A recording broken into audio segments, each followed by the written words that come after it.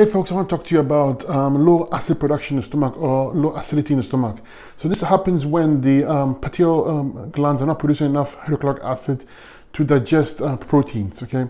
And this often happens when you consume a high protein diet. Eventually it's going to get damaged because protein is very acidic, and when it's not digested properly, it causes putrefaction and fermentation as well.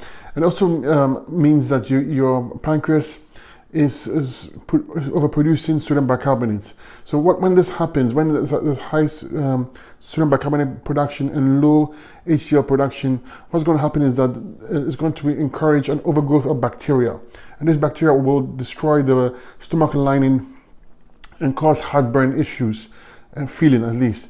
So this is interstitial lymphatic congestion.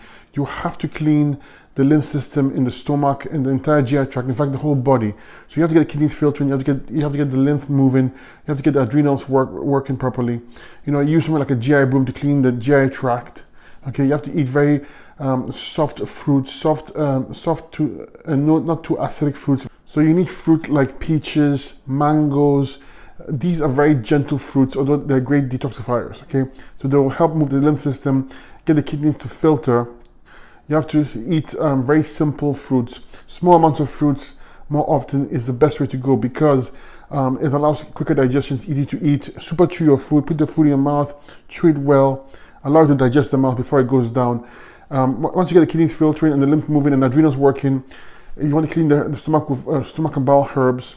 You see that your pancreas will settle down and your HCl production will increase as well. Don't eat any protein. Okay, protein is the cause of this.